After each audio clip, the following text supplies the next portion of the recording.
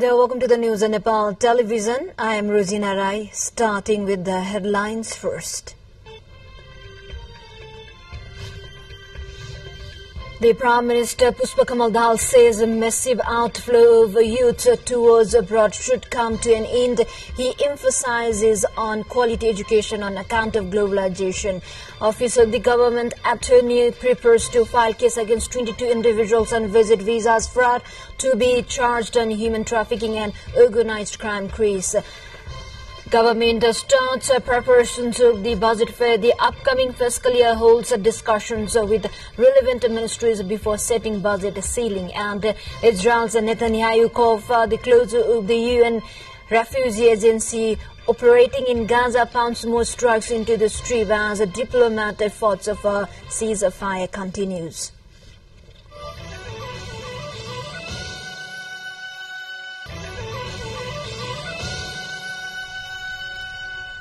Welcome back. Now news in detail.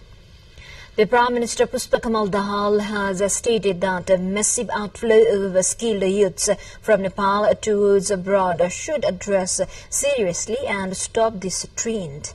While addressing the 7th Convention of Rajashree Janak University, he stressed on redefining and rethinking on education system on account of changing world.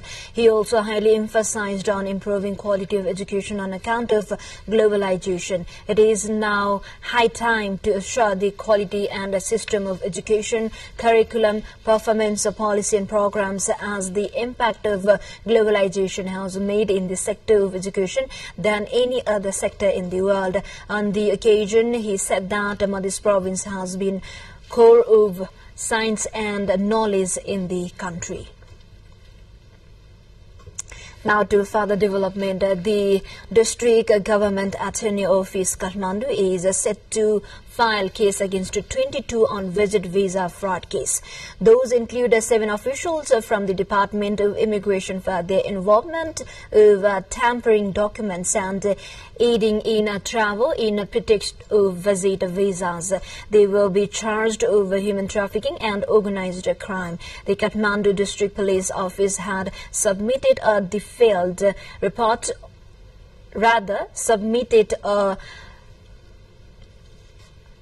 detailedly studied a report on January 28, mentioning the accused involvement in creating fake documents, in assisting people in obtaining forged papers for traveling overseas. The report recommends prosecuting the 22 individuals implicated in the visit visa scam. Those individuals involved setting of fake visas, creating tempered documents, and those bribing the authorities of the same will also be put under the ambit of the case.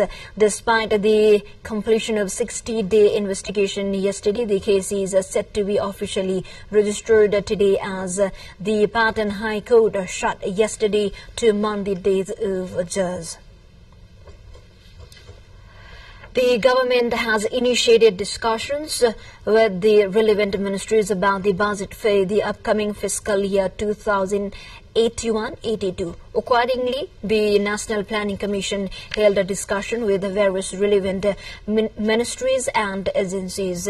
It may be noted that a Resource Estimation Committee is chaired by the Vice Chair of the National Planning Commission. However, in the previous years, the committee used to set the budget limits without the participation and discussions with the relevant ministries. These led to the debating a budget allocation as per the priority plans and programs.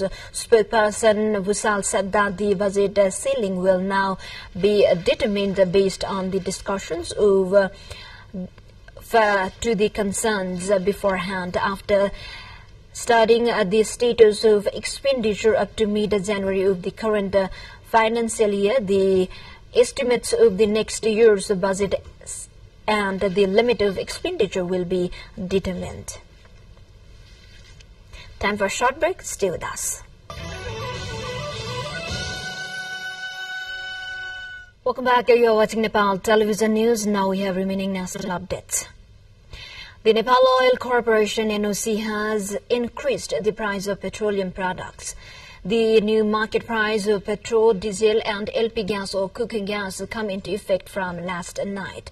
Accordingly, the price of petrol has been increased by rupees for diesel, kerosene by rupees 2 and LP gas by 15 rupees. The price has been revised as per the new rate received from Indian Oil Corporation yesterday, says the NOC. Petrol will now cost rupees 170 per litre and diesel kerosene rupees 158 per litre in Kathmandu, while LPG will cost 1910 per cylinder. Now we have a weather update for the day. The influence of a westerly wind is causing light rain in various places of the country, and after only a few days, the impact of westerly wind system is becoming less effective from today. Generally cloudy in Gandaki province, Lumini province, Karnali province and Sudipastin province, along with partly cloudy in rest of the country. Light rain is likely to occur at a few places of Gandaki, Lumbini, Karnali and Sudipastin province, and at one or two places of a hilly region of rest of the country.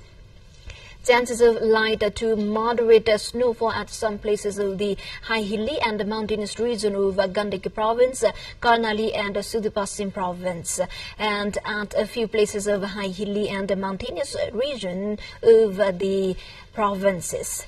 The Kathmandu recorded 5.3 degrees Celsius temperature this morning. Now to Jumla. It has been snowing in Jumla since this morning. Snowfall took place later this year compared to the previous years. About half a foot of snow has accumulated across the district Jumla, including the headquarters of Kalanga. It is the first snowfall of this year's winter season. According to the Agricultural Development Office, the farmers who planted barley and wheat crops were greatly elevated by the snowfall. We are now taking you to Mugu district. The cough and cold that had spread in Purumuru rural municipality 6 of the district is identified as influenza.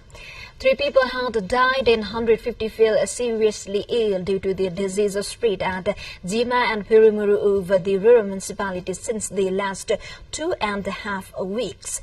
A lab test on samples taken from 135 sick people confirmed that the disease was influenza, said Dr. Kamal Dhungana of the district hospital Mugu.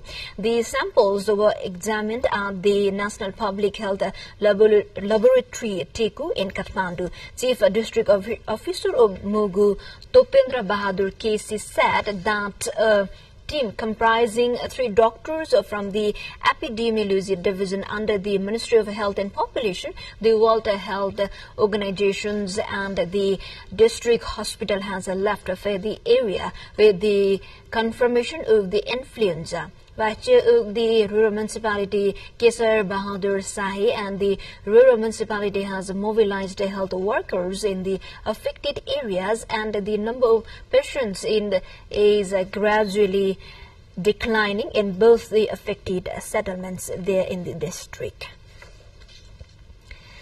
To the more updates, before that, let's have a quick look into the highlights of the site.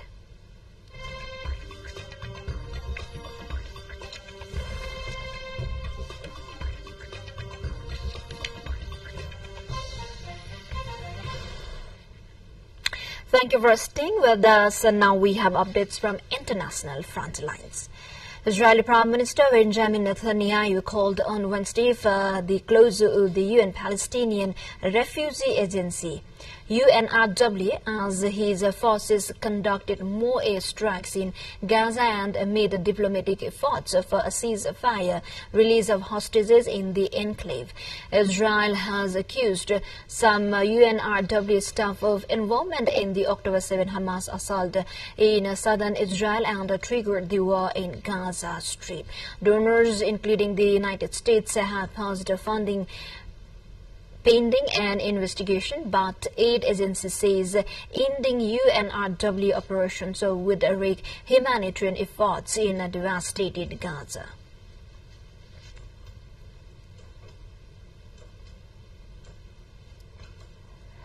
Now to other update, the International Court of Justice ICJ has rejected much of a case filed by Ukraine that accused Russia of funding separatist rebels in eastern Ukraine a decade ago.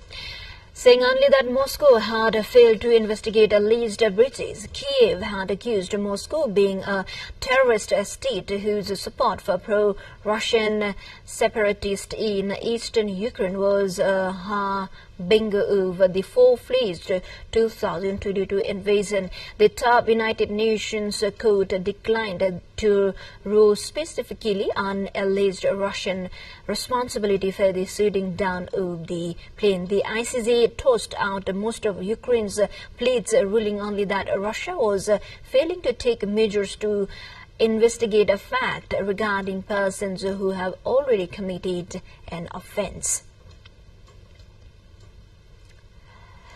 To the more updates, now time for highlights.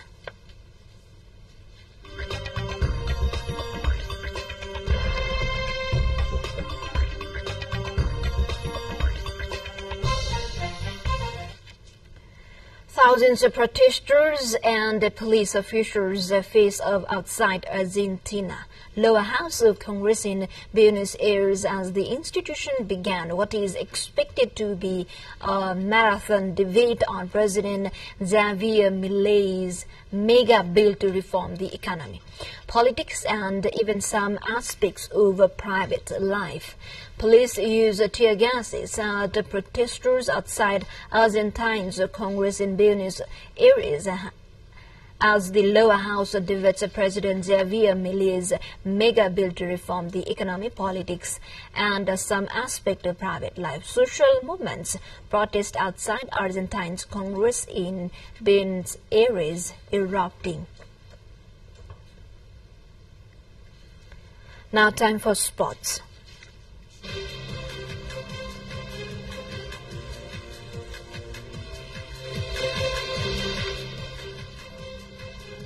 Church Boys United and Triun Army Club are playing for a place in the final match of the Aharara Pokhara Gold Cup football tournament underway in Pokhara. The second semi-final match of the tournament is being held at Pokhara Stadium this afternoon. Earlier, Three-Star Club has entered the finals of the Aharara Gold Cup football tournament with a narrow 1-0 victory over Jalakil Youth Club. The final match of the tournament will be held on February 3rd.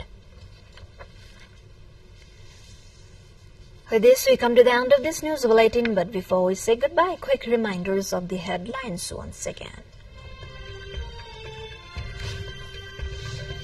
The Prime Minister Pushpakamal Dahal says massive outflow of youth towards abroad should come to an end.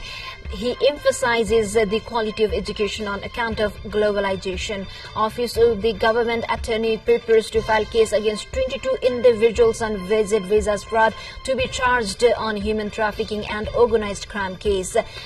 Government starts preparations of the budget of the upcoming fiscal year, holds a discussion with relevant ministries before setting budget ceiling. And Israel's Netanyahu called for the closure of the UN Refugee Agency in operation in Gaza, pounds more strikes into the Strip as diplomats' efforts for a ceasefire continues. Well, this is all we have for this moment. Until our next bulletin, keep watching Nepal television. Have a good day ahead. Namaste.